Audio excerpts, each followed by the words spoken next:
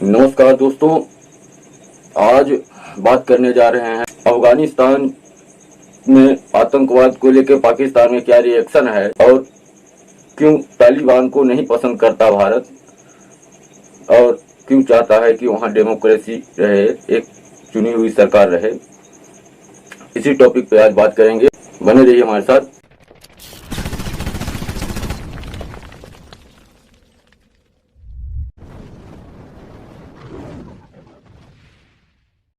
दोस्तों, पाकिस्तान की न्यूज उठा के देख लीजिए तो वहां जिस दिन काबुल में तालिबान का कब्जा हुआ उस दिन तो पाकिस्तान में एकदम लड्डू फूट रहे थे, पटाखे फूट रहे थे, खुशियों का एकदम ट्विटर सोशल मीडिया में पूरा ट्रेंड चल रहा था। इंशाअल्लाह 20 साल की लड़ाई जीते हैं, जंग जीते हैं, आजादी से जीते हैं। इमरान खान का बयान तक आ गया कि आज अफगानिस्तान आजाद हो गया, अपनी बेड़ियों को तोड़ दिया, ये सब फलाना ढिमाका। तो वहां की जनता के बारे में, वहां के लीडर्स के बारे में, लीडर्स तो वहां की चूतिया है मेरे हिसाब से। और खास तौर से ये मैसेज मैं वहां की एक मियां खलीफा की बहन है, वो बहुत बढ़ चढ़ के बोलती है, कई बार पेपर ऊपर फाड़ चुकी है, हिंदुस्तान का वो झंडा उंडा फाड़ती है अपने वीडियो में, अपने घर में बैठ के झंडा फाड़ के वो बहादुरी में एकदम छलांग लगा रही होती है कि बहुत बड़ा पहाड़ तोड़ दिया, भारत का झंडा अपने घर में घुस के अपने घर में बैठ के चुपचाप फाड़ दिया। तो मैडम जी, उनको क्या बताएं, पर उनकी ये बातों में हमको तरस आता है कि किस तरह की माइंडसेट के लोग हैं, किस तरह के चूतिया हैं कि मूर्ख हैं कि क्या है, या इस्लाम का नाम आते ही ये चूतिया हो जाते हैं। वो तो पूरी कौम का मसला है कि ये पूरी कौम ही इस्लाम का नाम ले लो तो ये भावुक हो जाएंगे और बुद्धि भ्रष्ट हो जाएगी और ये चूतिया हो जाएंगे। पर खास तौर से पाकिस्तानियों की तो अलग ही एक लेवल है, पाकिस्तानियों का लेवल ही अलग है और उनके यहाँ के नेताओं का तो लेवल। आप इससे पहले और किसी देश के बारे में सुने हो कि ऐसा कोई दिन नहीं जाता जिस दिन पाकिस्तान में एटम बम के बारे में चर्चा ना हो। हमारे पास एटम बम है और ये शेख चिल्ली की औलाद हैं, वो तो मतलब 100-100 ग्राम के एटम बम निकाल देते हैं। 100-100, 50-50 ग्राम के एटम बम हैं जो चुन के मारते हैं कि हिंदुओं को मार देंगे और मुसलमान को बचा लेंगे। इतनी हाईटेक टेक्नोलॉजी आज के पाकिस्तान के पास है। आपको पता है कि पाकिस्तान के पास इस लेवल की टेक्नोलॉजी पहुंच चुकी है कि वो लोगों का खतना देख के वो ब्लास्ट होगा। जिस आदमी का खतना नहीं हुआ होगा उसके पास ब्लास्ट हो जाएगा, जिसका खतना हुआ रहेगा उसके सामने ब्लास्ट नहीं होगा। इस टाइप की हाईटेक टेक्नोलॉजी आज के डेट पे पाकिस्तान पा चुका है। वहाँ हजारों शेख चिल्ली हैं जो बस बैठ के सपने देखते हैं शेख चिल्ली की, बस तालिबान आएंगे, कश्मीर आजाद करके दे देंगे। अरे चूतियों, इतनी शर्म नहीं आती तुम लोगों को इस बात को लेके कि तालिबानी आएंगे, अलकायदा आएंगे, जैसे मोहम्मद आएंगे, फलाना ढिमाका आएंगे, कश्मीर आजाद कर देंगे। तो तुम्हारी सेना क्या मरवाने के लिए बैठी है वहां पे? सेना क्या कर रही है?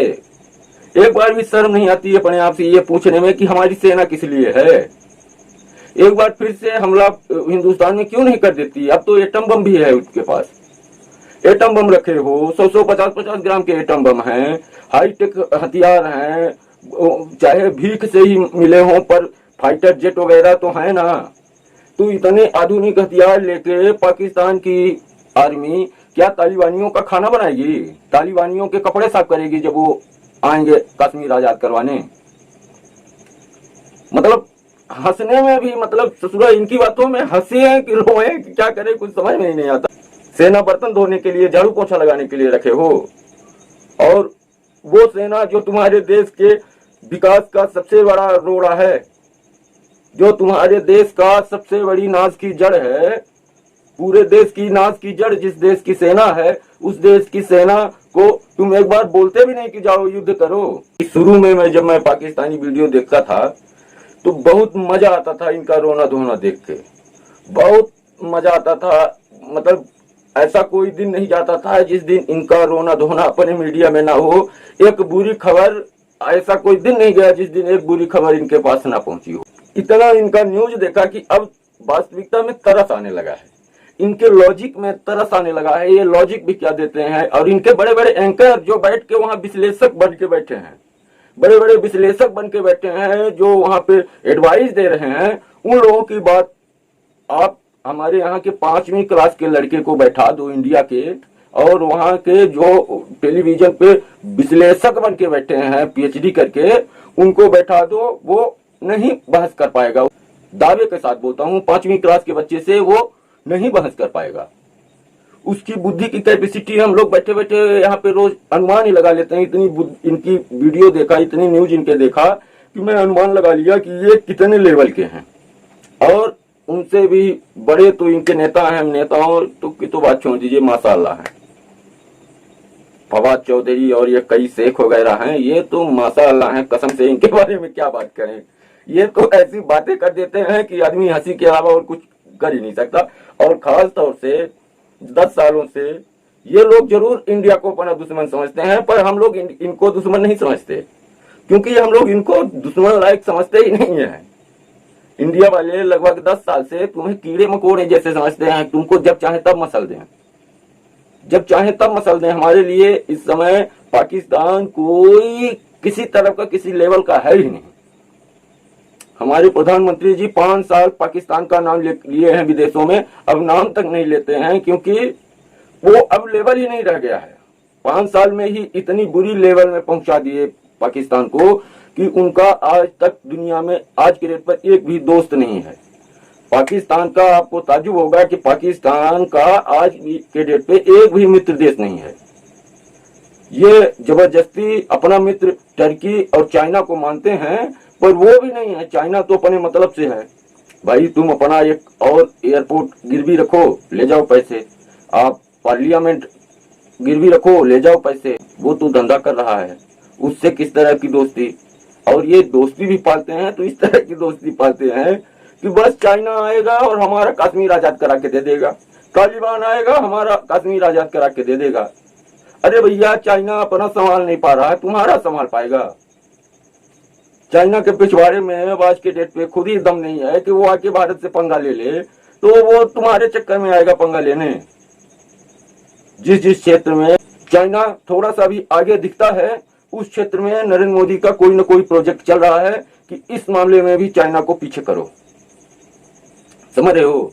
पाकिस्तान की तो कोई औकात ही नहीं है। और आज के डेट पे हर भारतीय पाकिस्तान की कोई वैल्यू नहीं करता। जिस तरह पूरे विश्व में पाकिस्तान की आज की डेट पे कोई वैल्यू नहीं रही, उसी तरह भारत के हर नागरिक में किसी तरह की कोई वैल्यू नहीं है। पर जिस टॉपिक पे आज बात करना चाहते हैं, जिसके लिए आए हैं, पाकिस्तान की खुशी किस बात के लिए है कि भारत का अरबों रुपए का पैसा खर्च हुआ, वो सब पानी में डूब गया। तो थोड़ी सी बुद्धि लगाओ। इंडिया है ये, इंडिया, चाइना नहीं है। चाइना इस तरह का काम करता है कि वहां इन्वेस्ट किया तो कुछ वहां से लूटने के लिए, इंडिया इन्वेस्ट करता है तो वहां से कुछ लेने के लिए नहीं। इंडिया का इन्वेस्ट एक तरफा था, सिर्फ मित्र देश होने के कारण। मित्र देश था, मुसीबत में है, इसलिए वहां इंडिया ने मदद की मात्र। वहां से कुछ लाना या लेना नहीं था कि कुछ चाहिए था कि हम इन्वेस्ट कर रहे हैं। और लेंगे कैसे आप बताओ? डैम किस लिए बना रहे हैं? डैम बनाए वहां की जनता को पर्याप्त पानी मिल सके, विकास के लिए। बिजली घर इंडिया ने बनाया अपने लिए, वहां से बिजली तैयार होगी तो इंडिया में आएगी, वहां की बिजली तैयार होगी तो वहां की जनता को जाएगी, वहां की जनता में विकास होगा। सड़क बनाया किसके लिए? अपने आने जाने के लिए कि अफगानी जनता को आने जाने के लिए? स्कूलें बनाई किसके लिए? वहां के अनपढ़ जिहादी मानसिकता वाले लोगों को शिक्षित करने के लिए कि शायद शिक्षित होने के कारण आतंकवाद कम हो। पर शिक्षित करना हमारा फर्ज था, पर यह भी जानते थे कि शिक्षा से आतंकवाद से कोई लेना देना नहीं। एक से बड़े बड़े इंजीनियर और डॉक्टर और ये आतंकवादी हैं, तो जरूरी नहीं है कि एक अनपढ़ आदमी ही आतंकवादी होगा, ऐसा नहीं है। एक से बड़े बड़े शिक्षित लोग आतंकवादी हैं। और हमारे देश में जिन्हें बुद्धिजीवी या बुद्धूजीवी कहा जाता है, वो मानसिक रूप से आतंकवादी हैं। वो भी एक तरह से मानसिक रूप से आतंकवाद से ग्रसित लोग ही हैं। हमारे यहाँ भी जिनको बुद्धिजीवी कहा जाता है, पढ़े लिखे लोग, तो शिक्षा से आतंकवाद का कोई रोल नहीं है। आतंकवाद का सिर्फ एक रोल है इस्लाम।